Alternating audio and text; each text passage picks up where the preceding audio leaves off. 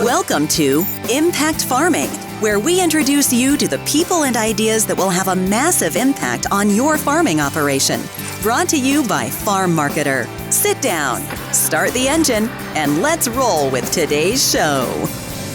Hello everybody and welcome to the Impact Farming Show. On today's episode we have an amazing guest. You guys will not believe it. I have the Sharkfarmer himself, Rob Sharkey from the Sharkfarmer podcast. Yes. Welcome. Thank you. Thanks for having me on. My pleasure. It's cool to be a guest. Yes. This is going to be different for you. So many questions for you. Oh boy, no, you're not allowed. We've turned the tables here, right? Okay. Yeah. Okay, you ready? Yeah, I got my feet set. I'm good. Okay, I'm starting to ask the questions, right? You're good? I'm good. Zen? Yeah. Okay, so for maybe the one or two farmers that don't know who you are, can you tell us a little bit about you? My name is Rob Sharkey. I'm from Bradford, Illinois. I was a stereotypical farm kid and went to college, agriculture economics at Southern Illinois University. Don't judge.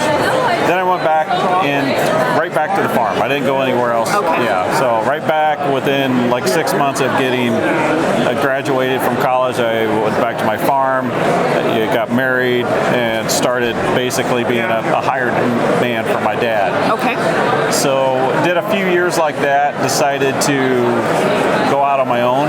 Okay. My dad was going to help me get a group of hogs. He was going to lease me one of his buildings.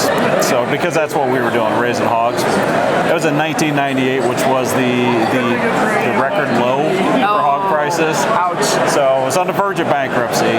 But, my wife and I just decided that we were going to do anything we could to stay farming. And it took probably 10 years, but we fought through that. We started several different businesses, a whitetail deer outfitter. We ran a producing-owned buying cooperative for years, probably for 10 years.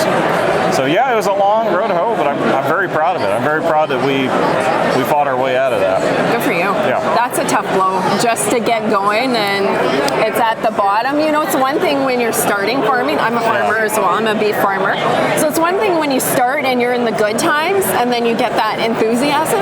Yeah, this wasn't that. No, not that? No, that when those hogs were ready, it was costing me more to have them shipped out than the hogs were worth. Yikes. It was horrible. Ouch. I've worked for a hog company, and I've worked in pig barns too. Yeah. And I've seen a lot of the producers go through that, so I can feel you. And I have beef, and we did a nosedive in prices, so I hear you. Is beef better than pork? I guess it depends who you ask and what time you're in. I'm asking your personal opinion because I think you have one. In terms of owning, or just in terms of overall? In terms of overall, Are you team beef or are you team pork? I'm team beef. Okay. I'm team beef by far. It says a lot about you. That means I'm amazing? Okay, no comment. My show, remember? So, oh boy, geez, where do we even go from here? So that's neat. That's your background. You started farming right away. You married your wife, and you guys have kids as well, right? 4 kids. Okay, good. I'm doing the Who is Rob Sharkey here. So everybody that doesn't know all the personal details, they're gonna get them right now. Yeah, I'm a walking stereotype of the farm kid, right? Like I got 5 older sisters. Okay. I'm the youngest, so I knew what I was going to be doing. So yeah, I did go away to college. I came back to the farm, married my high school sweetheart. Nice. Got 4 kids, and so I'm a stereotype, and I'm glad to be here. I love it. That's a great story. How old are your kids? I don't know. You don't know? Something? Do you know if they're boys? One of them girls? doesn't live at home anymore. He's in college. Okay. So it's 19, it's 17, it's 13, and it's 9. Yeah, boy, girl, boy, boy. Okay. Don't ask birthdays though, because come on. Right on. Yeah. Good job. Okay, so I want to actually do a little bit of a left turn here and ask you about your guiding business. Okay, the outfitters, yeah. Anthony and I, we used to be outfitters as well. Oh, really? We had a waterfowl outfitting business in southeast Manitoba, and to hunt waterfowl in our area, you have to have tags, Americans, to come up.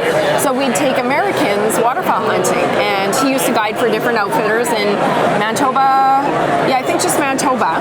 And then we started our own business. So I love you have the farming and the outfitting background. So I was always curious about that. You still do that? Yes. The outfitting? Yeah. In fact, this is going to be my 20th year. Oh, wow. And we started that when we were broke. I mean, I needed the money. Oh, yeah. And yeah, it's the first year. I had a friend that was doing it down in Pike County, which is the deer capital of the world, right? Okay. I don't live there, so it was a little different. I put an ad in the back of a magazine, and we had probably 100 calls in the first month. I mean, they just, yeah. Nice. So I didn't know any better. I just lined them up, right? Nice. They're the biggest bunch of jerks. I mean, you got Americans hunting up there. You know how we are. I'm speechless on my own show. Yeah. I'm just going to refrain from commenting. So it was horrible. And I mean, then the realization came crashing down on me that it wasn't these guys out there that are screwing up. I mean, as far as my neighbors and the neighborhood was concerned, those weren't some hunters from Virginia. Those were Rob Sharkey's hunters. Oh, yeah. So I'm like, oh boy. So it all came to a head. It was 4 o'clock in the morning. And this guy called, and he's a big guy, right? And he says, I can't get my shoes on. My wife bought me new shoes, and he couldn't bend over and get. So I'm like, well, let me get this straight. You're calling me to come over and drive a couple miles over there and help you put your shoes on. He's like, yeah. It's back when I had the flip phones, you know, so I'm like throwing it all dramatic. I'm trying to figure out where this is going. Oh, my wife's like, what's wrong? I say, it's so stupid. We're never going to do this again. And that was one of your clients. I said, we had one group left, and after they were done, we were done. So the last group came. There were 4 guys from Virginia. And they were perfect. Okay.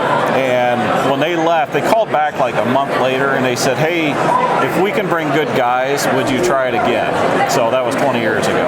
Oh, wow. Yeah. So you obviously got some good guys. Yes. Nice.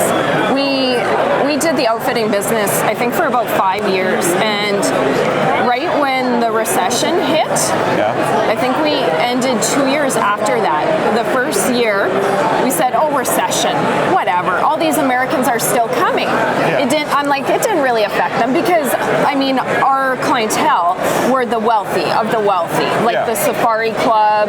They were the business owners. They had the money. But, you know, the first year, we're like, okay, whatever. If this is a recession, we're good with this. But then the second year, it just started to dwindle down. And what a lot of the guys were saying is, you know what? If we're laying off our staff, if people aren't getting raises, we're not going on hunting trips. And you know what? We had some, I think by far, we had great clients. We had a few interesting characters. You always do. Is that what we call them? Well, we had a few of those, but then after that, they're just stand-up gentlemen. And they just said, you know what? We can't justify going on hunting trips. And I mean, obviously, they were hurting financially. So you need to get less stand-up people. Yeah, I guess so. Did you ever shoot a client on accident? No. They didn't let me have the guns. That's probably a good strategy. That is. My husband's the more introverted, calm, cool. He's a shooter? He's the shooter. They didn't let me have the guns. Oh my goodness, yeah. We could talk about that for hours, but yeah, that's neat. I always wondered about your outfitting background because not everybody has that background.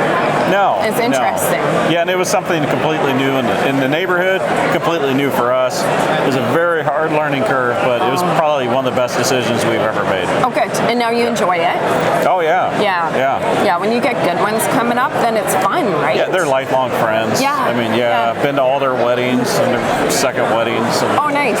That's cool. I love it. Okay, so that was our little detour there. Okay. I wanted to ask you work for Farmer's Edge? No, they advertise on my podcast. They advertise. Okay. Yeah. I didn't quite know the connection, if you work for them or sponsored by. Yeah, well, you know, in their mind, I work for them because they're very mean. Okay. Yes. Okay. They like to call and berate me. Okay. And say mean things to me, and I think it's a deal like where they want to keep me pressed down so they can control me. Okay. Yeah, but I've got them fooled. Okay. Yeah. Let's not show this to Farmer's Edge, okay? No, not at all. We'll keep this between us. Yeah. I mean, I think it's normal to cry yourself to sleep at night after working with Double J Ginger. Okay. Yeah. Okay. But you know what? She did let us use this lovely Farmer's Edge booth. I'm going to pay for it later, though. Well, that's on your own time. This is my time, so. Okay, so tell me, you were farming, you were outfitting, still are outfitting. How in the world did you think of a podcast? Where did that come from? It kind of came from the outfitter. Okay. We had a social media hunter come in, Carrie Zelka, and she has been doing a hunting podcast for like 5 years, which this was like 3 years ago. So that was like at the beginning of podcasting. And, you know, drinking whiskey in the lodge and talking podcasts, I was like, oh, I should do that. Nice. So I'm like, because I've got, you know, stories written down for like hunting stories. Yeah. I'm like, well, just tell those. It'll be great. They're hilarious. Yeah, you know, if you weren't there and you don't know the people, those stories are really stupid. So I interviewed a couple farmers. It took off, and here we are. You know, it's kind of, I found that same thing with going on holidays. You ever notice that? It's vacation. That's what we say. Well, holidays. Vacation for in the States. Canadians that say things That's right. why I'm correcting you. Well, south-north argument here. Okay. So, you make me lose my thought there. What was I saying? You're going on holidays. Oh, it's like being on holidays. You know, when you show holidays, you show your holiday pictures to people, and you're so excited, and you were there, and you know the experience and the stories, and they're like glossed right over. Same thing with stories too. We had some amazing stories from our clients that came up, like just amazing. Yeah. Like great people, famous people, all kinds of things. You tell somebody, right?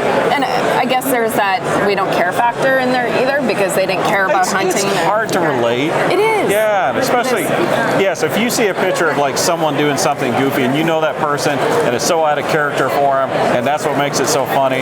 Yeah, if you don't know the people, it's stupid. Yeah, I get it. It's vacation, by the way. Holidays for us. I like your jacket. Thank you. It's like a Michael Jackson look. I was waiting for it. I'm not sure if you're complimenting me or insulting me. Well, you need like a glove, but just one. Just one white glove. Can you moonwalk? No. Oh, okay. I can't even dance. Hey, we're getting too personal here. I'm interviewing, remember? Yes, ma'am. Okay, so you started the podcast. It's been a great interview, by the way. It has. It absolutely has. You're really good at asking questions. Thank you, and I'm going to continue to take the lead on my podcast. I have been doing it a while. Yes. Speaking of podcasts and starting podcasts, you started your podcast and you were talking about hunters, and then you pivoted. Completely. To farming. Completely changed it to agriculture. Okay. So why? Because the hunting one was really dumb. Nobody cared. And I didn't want to listen to it. So I'm like, well, no one else is going to. But we did it some with some, social media hunters or social media farmers, and man, it took right off. Yeah. So I still didn't know what I was doing. Still doing the whole, I had a list of questions and, what do you farm? How many acres? The whole thing that every farm broadcast has always ever done. Yeah. But it was just kind of when we went off script and screwing around and you really learn about somebody, that seemed to be what was resonating with people. Just real farmers talking to each other? Yeah. Yeah, I like it. Real talk. Real talk? Real time? Are we making a slogan here? No. No? Like I said, I'm amazed. You're so professional with this. Thank you. I keep to the scripts and the questions, unlike somebody. Huh. I'm just bugging. I've listened to a lot of your podcasts, and I enjoy it. Not all of them? I'm working on it. There's a few. How many years ago did you start it? I don't know. I released 140. Good for you. Yeah. That's fantastic. I remember listening to the one with Adrienne Ivy. I know her, yeah. She's Canadian too. She's fantastic, of course. Yeah. Canadian, Anyways, so I forget where I was. I was driving. I had one of my team members in the vehicle, and we were listening to your podcast of Adrienne, and I was just laughing. It was a really good time. So yeah, she killed a bunch of people in the late '90s. Yeah, but I don't know how she got away with the courts and stuff. I mean, I don't know how you do it up in Canada, but apparently it's all right to, off a bunch of people. We have very strong email privacy laws. Okay. It's called castle. Like, you cannot email somebody without permission, but the rest of our laws are very liberal. That's how we get away with it. I think she buried a bunch of them, like, in her backyard. That's a strange woman. She's a strange woman. Okay, so I'm going to take control of this again because I can hear lawsuits happening as we're speaking. Adrian, you're all good. Yeah, don't tick her off. Yeah. She's a nice gal, but look how she's powerful, eh? Anyways, back on track. So, your podcast, your thing is just interviewing other farmers, doing real chat, learning about them, and just having conversations that other farmers can relate with. Is that right? I think so. I mean, it started out, I would have a list of questions, and I found the less I was doing that, the better the interviews got. Yeah. Because honestly, I wasn't listening, right? Yes. I was just sitting there thinking, how am I going to get this next question out? And they would be saying something like just like some deep, dark thing that's really interesting. And I'd be like, oh, okay, well, how many head of cattle do you have right now? I mean, something. So it just, I don't know, it was kind of a learning process. I had that happen too. And you know what? I was scripting out every single question. Yeah. And same thing, it happened a few events ago. I was so in my head and worried about the order of the questions because they also knew it. I gave them a line. Oh, that's the worst. Yeah, so I got to stick to the script because they practice it in order. Yeah. So I'm sitting there, and you know what? The best conversations happen just as a conversation flow, right? Yeah. And I just found I was in my head, not listening, so worried, and that just kills. It kills the flow. It does. Right? You're natural at this. Well, this is unscripted. It's nice conversations, right? It would have been nice to have a list of questions. Next time. And I expect you to stick to them. No choice. Yes, ma'am. Oh, I like that. That's the one American thing. Ma'am. Yeah. Ma'am. Yeah. Yes, ma'am. Yeah, I'm not of that age yet where if people call me that, I feel old. Okay. That's nice. Some people don't like the ma'am because they feel old when people say that. I don't know. No. You're 22-ish? I don't know. I like this guy more. Okay, so your podcast has been an absolute hit. No wonder why. Just real people having real conversations. And you know, the great thing too, in a lot of my podcasts I've had, we talk about how unique farming is, right? And we have different stresses that people can't relate to. Yep. Prime example, I mean, my friends and family, they don't farm. So when I'm with them, I don't talk about farming and good times or bad times because they don't know and they can't relate. Yeah. And why share worries or things that they don't relate to, right? So I think there's so much power in talking to like-minded people, or like you do, interviewing other farmers. And if you're sitting there going, oh my gosh, that's me too, that's such a great feeling, right? Yeah, agriculture is more isolated. Yeah. Because a lot of times you're working with just one or two people or by yourself a lot of the time. Yeah. So when things go wrong, you think you're like the only one in the world that's having these problems. Yeah. Where I think other occupations, it's a little different. You know, agriculture is definitely not the only one, but no. So I think having those conversations and listening to another guy or girl that had the same issues that you've had, that kind of helps. I think so. Yeah. And good for you for providing that forum. And I mean, hours of conversation for people to listen to when they're in the tractor, right? Yeah. It's like hanging out with a friend when you're listening. It really is, right? The podcast is always there. It's like a warm hug. Yeah, there we go. That's your new slogan. You can borrow it. My podcast is like a warm hug, guys. Yeah. I don't know. There might be liability issues in that one too. Okay, so I'm not sure how far back, but I heard an exciting announcement about you signing on with, is it Sirius Rural Radio? Yeah. Can you share a little bit about that? Well, as the podcast grew, it was kind of getting some attention, right? And we got approached by several ag media companies. We're still doing Sharkfarmer TV with Successful Farming. So we're doing TV segments on that TV show. I really wanted to get on XM though. That's what I wanted. And so we did the gamut of all the ag media companies. We went and visited them all at their offices, and we ended up signing with Ag PhD Media, which is Brian and Darren Hefty, and they've been doing, their TV show for 20 years. They've been on XM for 5 years. I looked at them. My wife and I came away, and it's like, those are the guys we can't beat. I said, they've got their niche, they've got their markets, they know what they're doing. We can't beat them, so we tried to join them. Yeah. Nice, good. How long ago was that? We started in the end of July. Okay, good. I want to ask you how is it going, but maybe I shouldn't. The podcast is so nice because I can see exactly how many people download, right? So if you do like a farming issue compared to like a personal issue, stories-wise, I can tell what hits and what doesn't. The radio, I can't. And that, I don't know, kind of sucks. Yeah.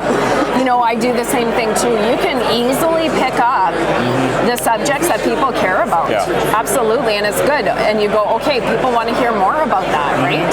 Yeah. So what's your audience? Who's listening to you? Oh, you were doing well, not asking questions. No, I'm curious. We lasted about 20 minutes. You just said we had to do a conversation, and now when I ask a question back, you're all defensive. It's a one-way conversation. Oh, so it's an interview. It's the female-male dynamic going on. You can't call it a conversation if I don't ever get to ask any questions. Okay, so Impact Farming is audio, podcast, and video show dedicated to bringing farmers the people and ideas that are going to impact their farming operation. Yes. Our company is Farm Marketer, and we are a news source, news, weather, commodities, and our strong niche is real estate. That's who we are. With our podcast, we are looking to target the farm business knowledge and people of interest. Okay. People and ideas that will impact Canadian farmers. That's our concept. That's a little short-sighted, just Canadian farmers, though. The worst thing is it's not Canadian farmers, and I can't get that out of my scripting. I started it. She can edit that out. Beat to every time I say Canadian, they're gonna. You've got a very nice profile. You got much better than mine. I think we're both doing pretty good here. See? And then look at that. Why do you think I wanted this side? I asked specifically for this side. Anyways, now that the tractor's rolled on by, let's carry on with my interview of you. Okay? So I want to ask you some personal questions. I'm not going to get too personal, but what is one thing, I don't know, do you have spare time? Do you know what that is? I tell you, as we've evolved, as my wife, she was homeschooling, and as the kids get older, she's got more time, so she has moved into helping me. Oh, good. So, yes, she's the executive producer of the Sharkfarmer radio. She does a lot of editing for me. I see her posting on social media. And she's getting more into like running the Instagram, because we're trying to move away from Twitter, trying to get more into Instagram and to the Facebook side of it. So that's she has been an incredible help. So I have all sorts of free time. So you guys, that's nice that you can work on it together. Yeah. Okay. And I guess with farming, you guys don't get away. Do you have any hobbies, things you guys like to do?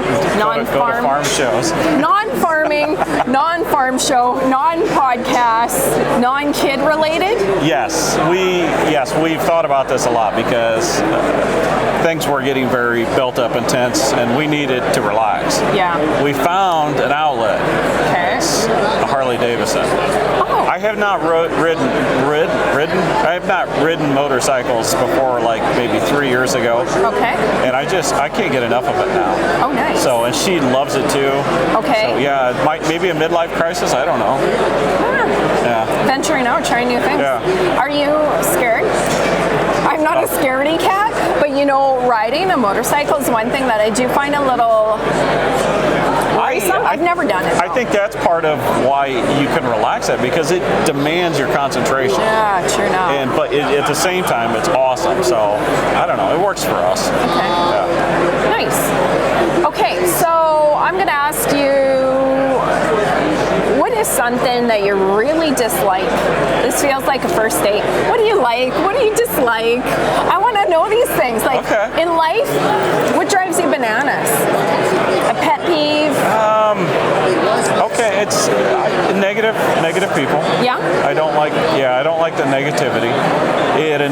when I see someone trying something new, and especially you can see it on social media where people just like dogpile it, right? Yeah. People are getting out of their comfort zone, they're trying something new, and it just irks me to no end. So unfortunately, you get to like a social media level where you can't go out, you can't like jab anymore. Yeah. So I try to send messages like something like, hey, don't let people get to you. If you want to do it, keep doing it. Nice. That type of thing. That's great. Yeah, I'm a great guy. Wow, I didn't know that. Just bugging. That's really good. I'm glad I asked that question. That is neat. And getting the guts and the courage to put yourself out there on social media. It's not easy. No. Yeah. No, and I've seen a few people get attacked, and often it's just maybe even a miswording too. Yeah. They word it a little different than they mean, and then just everybody pounces, like lift each other up. I don't mean to sound all woo-woo here, but why not? Well, and we've got a ton of ag podcasts, and they keep coming out, right? And when a new one comes out, it seems like it's digged at because, give it a chance. Yeah. I mean, nobody says that you can't have another good one. I mean, so it annoys me to see the dog pile when someone actually is trying to do something. I totally agree. And my theory on that, go on to iTunes podcast and look for entrepreneurial business podcasts. There are a million zillion people. Yes. And my take on it too a little bit is we don't need to copy each other. Like, I'm not trying to be Rob Sharkey. I'm doing my own thing. I've been trying to copy you. Wow. I'm going to go on Amazon and look for that coat when I'm done. It looked real cute. Yeah. But here's the thing. Everybody can almost say the same thing, but it's totally different because we all have our own voice and our own angle. So it, to me, doesn't have to be we're ag podcasts, we're against each other. We're just one more choice of who we want to listen to. There's going to be people that are going to love your podcast and not mine because I'm not their style. I could see that. Good thing I was being the bigger person and I said it that way, right? Okay, so I love your answer. I thought you were going to say I hate spaghetti or something. I didn't know where that was going to go. Spaghetti? I like spaghetti. That's why would you ask that? Who would ever dislike spaghetti?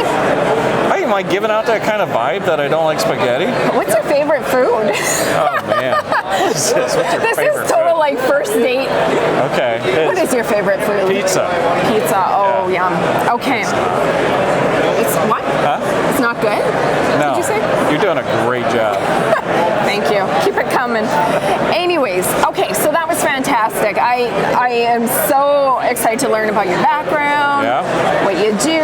We covered the podcast. We covered Sharkfarmer. I have a lot of questions, though. Oh, I don't know. Yeah. Oh, I don't know. Let's think about What's this. your favorite food? Steak and baked potato. Bacon's mine. I lied about the pizza. Bacon's good. Yeah, steak and baked potato, by far, hands down. Okay. Yeah. There we go. You got your one question in. Thank you. I feel better. You feel good? I do. The control's back? Yeah. Okay, so, hey, I'm going to ask you something too, a little bit different than where I thought I was going to go. You talk to a lot of farmers. I do. What do you hear from them about their concerns? Do you hear anything? I think it's the same concerns. Farmers are farmers, and I've seen farmers from Canada, U.S., Japan, Panama. They're all the same. I mean, they all have concerns about the next crop. Is the weather going to be okay? Is it going to be enough where I can provide for my family and continue the farm? It's a very big concern that I would say every person I've ever met in agriculture can relate to. Yeah. Isn't it crazy? And the funny thing too, it is such a stressful occupation, but I just found myself, we're beef farmers, beef and forage. I found myself in the January mindset. You go into the new year. I'm not into that new goals. I mean, set your goals whenever, but in terms of it's a new year for everybody, right? It's a fresh start. We're going to have new calves on the ground in the next month to a couple months. We have 2 different seasons. We have a new hay crop coming in, hopefully, and farmers, we're going to hope for some rain. Yep. But I don't know if you find this too, as much as we deal with a lot of stress, a lot of concerns, I think everybody's just so excited to do it again. Do you find that? Oh yeah, I mean springtime is awesome. Yeah. I actually like spring more than fall. Yeah, I love doing fall, but there's some spring. It's just like everything's new. You can hit reset. Yeah. Everything's possible. Yeah. And then through the rest of the year, you realize all the things you screwed up. Yeah. And then you adjust, and then you do it all again. We're supposed to adjust. Oh, okay. Maybe you need to listen to this great podcast called Impact Farming, where we talk about people and ideas, da da da. I really don't like that chick though. Oh, I don't know. I think she's pretty fantastic myself. But I could be biased. You could be. I could be. Anyways, that has been really good, and I've enjoyed having you on the show. I've enjoyed digging in a little bit deeper and learning about who you are. And before you start to ask me a million questions on my show, I think we're going to wrap her up, okay? I guess it's your show. You can do what you want. Is that allowed? Apparently. You're not going to cut in with a whole bunch of questions right away? No. No. Okay, good. I'm worried now that I turn too much and my profile doesn't look as good as yours. Wow. We can edit. There's a lot of tools these days. Yes. But you do look just fine. I'm really good on the radio. Yes. Well, we'll leave it at that note. Anyways, for the two people that don't already listen to your show, your podcast and your show, how can they find you?